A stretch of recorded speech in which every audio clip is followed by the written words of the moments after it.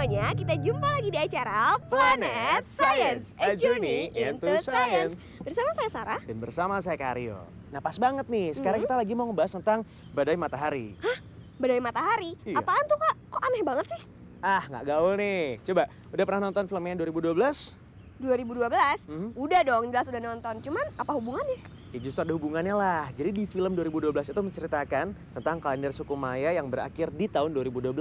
Dan menceritakan juga tentang adanya badai matahari, Dek. Wah, masih nggak ngerti kak. Gini deh, jadi di film itu tuh mengisahkan tentang adanya peningkatan aktivitas matahari Ya? yang bisa menimbulkan adanya badai matahari. Nah, badai mataharinya itu bisa mempengaruhi medan magnet di bumi sehingga bisa menimbulkan satu bencana yang besar. Wah, berarti kiamat dong kak. Belum tentu. Nah, untuk lebih jelas ya, mending kita simak aja episode kita kali ini.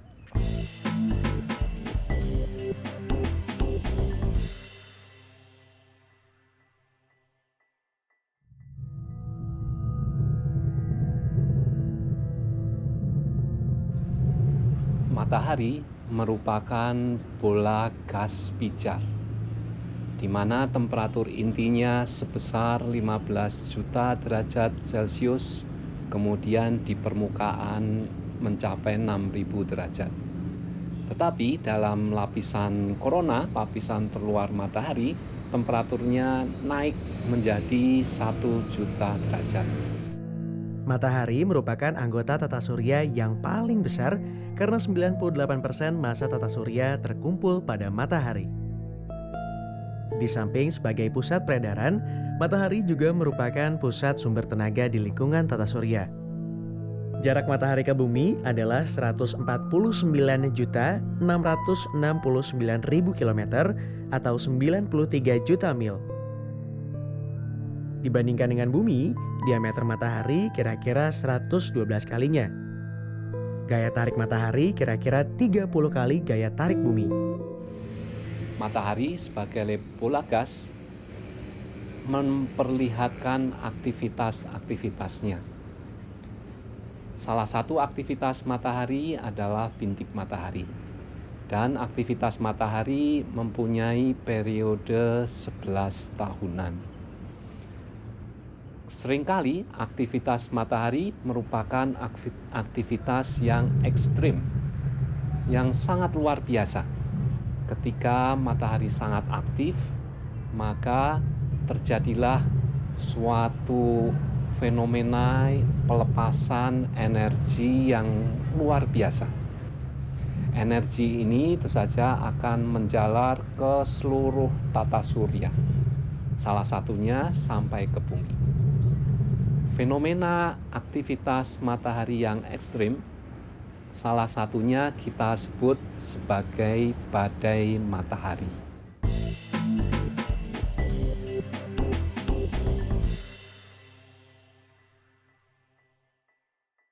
Kak, Sarah masih nggak ngerti deh, kenapa matahari yang luar biasa panasnya, dia bisa nggak sanggup untuk membakar bumi dan juga planet-planet di sekitarnya. Oh kalau itu sih kebesaran Tuhan, Sar. Jadi tata surya itu sebenarnya sudah diciptakan dengan begitu sempurna. Jadi dari bintang, dari planet, itu semua tuh punya kekuatannya masing-masing supaya tetap eksis. Oh iya kak, kalau nggak salah itu ada hubungannya sama yang namanya medan magnet bumi ya kak? Nah bener banget. Nah supaya lebih paham lagi, kita simak aja yang berikut ini.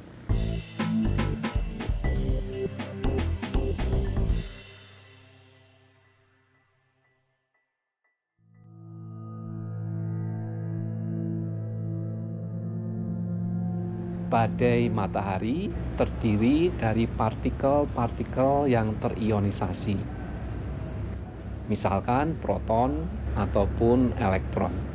Kecepatannya sangat tinggi, rata-rata 400 km per detik, bahkan bisa sampai 2000 km per detik. Badai matahari ini fenomena yang ekstrim. Kecepatan partikel sangat besar, kemudian kerapatan partikel juga sangat besar. Badai matahari akan banyak berpengaruh di daerah kutub, di mana garis-garis medan magnetik bumi itu akan bermuara di kutub.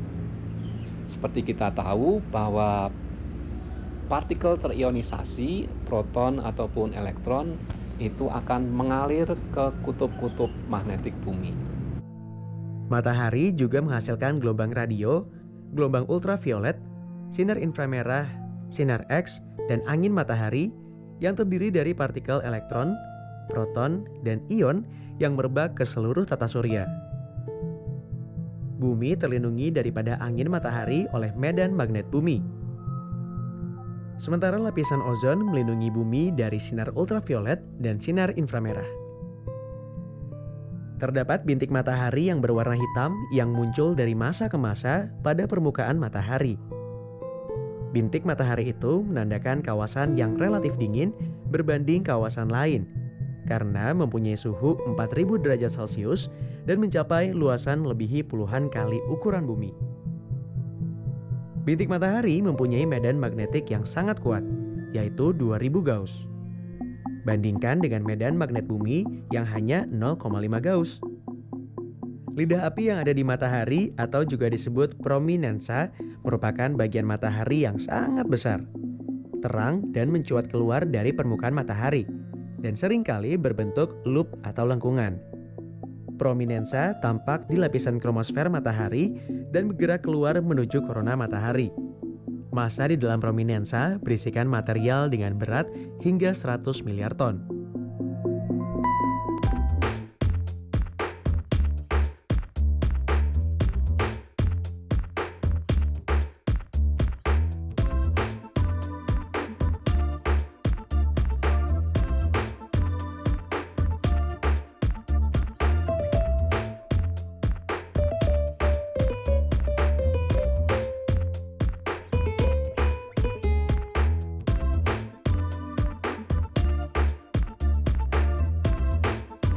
Manakah di antara gambar fenomena alam ini yang disebut prominensa? Apakah bintik matahari, inti matahari, atau lidah matahari?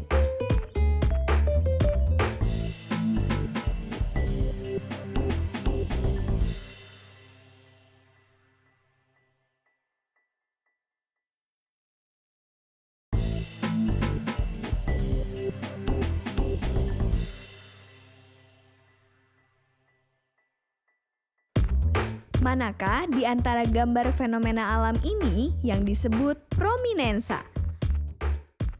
Jawabannya adalah lidah matahari.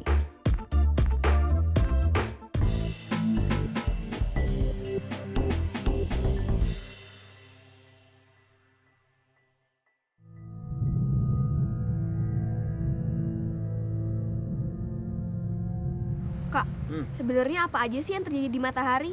Kalau misalnya nih di matahari ada badai, berarti di matahari juga ada cuaca dong kayak di bumi. Ya mungkin aja sih. Yang pasti karena matahari itu sebenarnya berwujud bola gas yang pijar, jadi matahari juga mengalami ledakan-ledakan. Wah, berarti matahari nggak pernah diem dong. Ya pastinya lah, kan matahari juga punya aktivitas yang khas. Apa aja tuh aktivitasnya? Nah, mau tahu? Kita ikutin aja yang satu ini.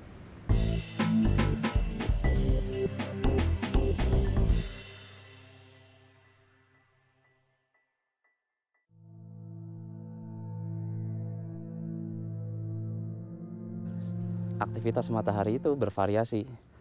Tidak selamanya matahari itu aktif, tidak juga selamanya matahari itu tenang. Tapi ada kalanya matahari itu keadaannya tenang, dan ada kalanya matahari itu sangat aktif. Kita bisa melihat matahari aktif itu dari banyaknya bintik matahari di permukaan matahari. Kalau kita melihat di permukaan matahari itu ada banyak sekali bintik matahari, itu kita katakan, oh matahari itu berarti sedang aktif. Nah, keadaan di matahari itu yang berubah-ubah mulai dari keadaan tenang kemudian menjadi aktif kemudian tenang kembali. Nah, panjang rentang waktu keadaan matahari mulai dari tenang kemudian menjadi aktif kemudian menjadi tenang lagi itu kita sebut sebagai siklus matahari. Panjangnya siklus matahari itu rata-rata sekitar 11 tahun. Pada saat ini kita sedang berada pada siklus ke-24 dari matahari. Siklus ke-24 itu sendiri dimulai sekitar pada tahun 2009. Dan jika kita mengetahui panjang siklus matahari itu sekitar 11 tahun, maka kita bisa memperkirakan bahwa keadaan aktif di matahari itu sekitar tahun 2012-2013. Badai matahari pertama kali diobservasi oleh Richard Christopher Carrington di tahun 1859.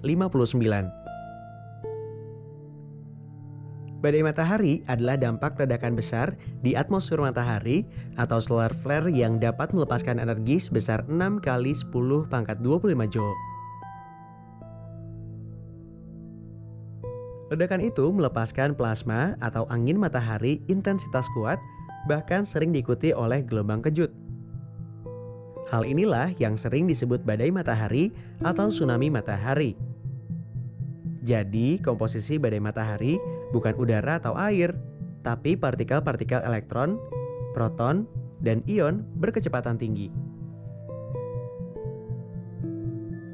Badai matahari berasal dari wilayah aktif di sekitar bintik matahari. Bintik hitam merupakan daerah di permukaan matahari yang mempunyai suhu lebih rendah daripada daerah sekitarnya. Hal tersebut menyebabkan wilayah bertekanan magnetik tinggi yang memicu gejolak energi berkekuatan besar dan jika terus meningkat akan melepaskan energinya dalam bentuk badai gelombang elektromagnetik dan plasma.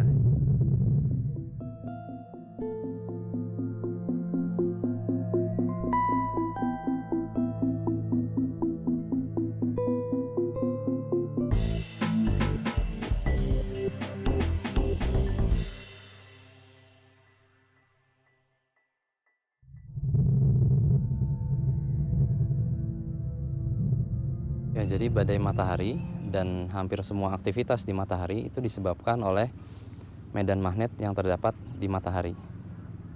Medan magnet tersebut itu sangat aktif ya, sehingga ada suatu saat medan magnet itu terkadang dia keluar dari matahari dan medan magnet yang tampak di permukaan matahari itu dia menjadi kelihatan seperti bintik hitam di matahari karena suhunya lebih rendah dari daerah di sekelilingnya. Nah, ada juga medan magnet yang terdapat di permukaan matahari yang sampai keluar ya, sampai ke kromosfer dan sampai ke korona. Badai matahari pernah melanda bumi pada 1 September 1859. Namun, kala itu tak terlalu berdampak karena kehidupan di masa itu belum ditopang listrik dan teknologi informasi. Badai matahari bisa menyebabkan lonjakan tenaga listrik hingga miliaran watt. Bila sampai ke bumi, pancarannya akan mempengaruhi medan magnet bumi yang selanjutnya berdampak pada sistem satelit, listrik, dan frekuensi radio.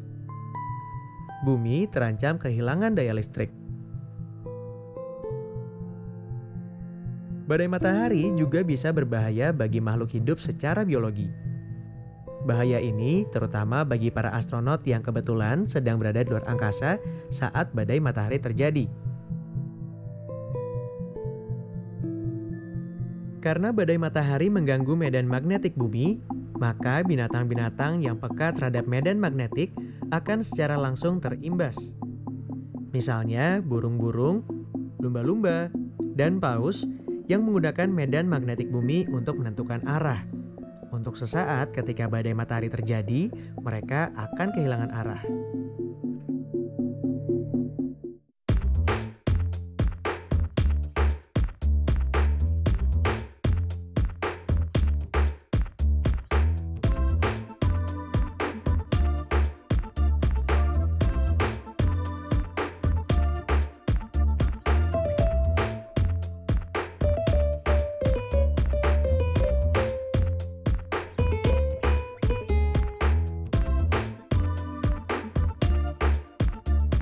Manakah yang tidak termasuk hewan-hewan yang terpengaruh badai matahari?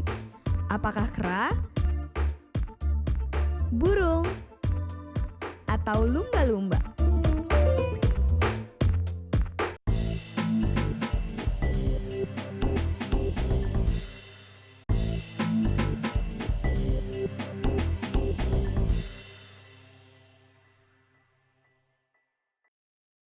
Manakah yang tidak termasuk hewan-hewan yang terpengaruh badai matahari?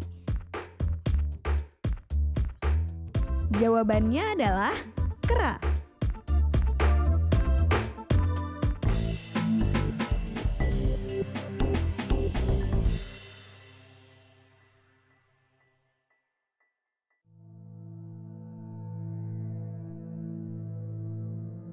Wah kak, ternyata badai matahari itu sangat mempengaruhi kehidupan manusia di bumi ya kak ya?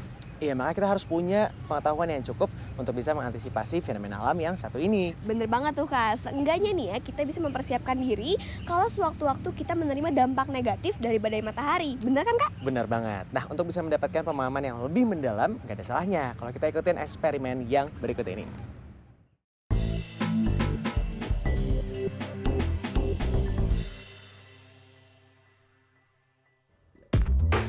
Eksperimen badai matahari. Ledakan balon api. Tujuannya adalah untuk simulasi ledakan pada badai matahari. Siapkan alat dan bahan. Erlenmeyer kaca 250 ml. Balon tebal. Gelas kimia isi air. Potongan karbit 3 gram. Lilin, korek api, nampan, dan pegangan balon panjang 1 meter. Urutan langkah kerja.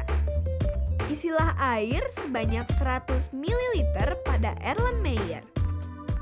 Masukkan potongan karbit ke dalam balon. Pasang mulut balon ke leher Erlenmeyer. Jatuhkan karbit dalam balon sehingga masuk semua ke dalam air. Tunggu beberapa saat sampai balon membesar. Ikat ujung balon dan pasangkan ujung balon pada pegangan. Tempatkan lilin di luar ruangan yang sudah dialasi nampan. Ambillah jarak 2 meter dari lilin. Lalu nyalakan lilin dan dekatkan balon di atas nyala api. Hasil eksperimennya, balon akan meledak. Karbit jika direaksikan dengan air akan menghasilkan gas asetilena yang mudah terbakar pada suhu yang rendah. Selain menimbulkan percikan api, asetilena juga meninggalkan jelaga hitam. Hati-hati ya teman-teman, eksperimen ini harus didampingi oleh orang dewasa.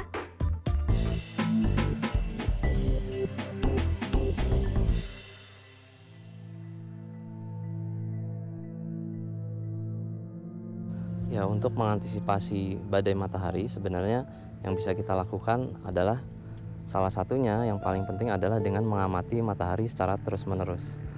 Karena dengan cara melakukan pengamatan matahari secara terus-menerus, kita bisa melihat kemunculan daerah-daerah aktif di matahari.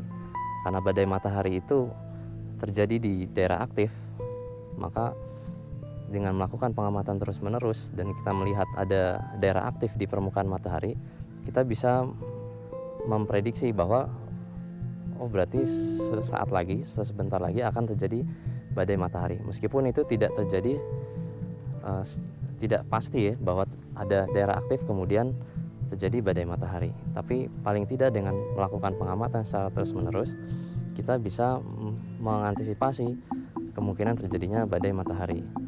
Memang kalau yang seperti itu jaraknya masih jangka pendek, artinya tidak bisa dilakukan untuk mengantisipasi jangka panjang. Salah satu yang bisa kita lakukan untuk antisipasi jangka panjang adalah dengan mengetahui perkembangan siklus matahari. Seperti tadi sudah dijelaskan bahwa siklus matahari itu 11 tahun, maka dengan mengetahui kita sudah berada di mana dalam siklus matahari itu, kita bisa memprediksi kira-kira puncak siklus matahari itu akan terjadi pada saat tahun berapa. Nah, pada saat ini kita sedang berada di siklus ke-24 dan prediksi yang kita lakukan, maka kita bisa mengetahui bahwa puncak aktivitas matahari itu akan terjadi pada saat tahun 2012 dan 2013.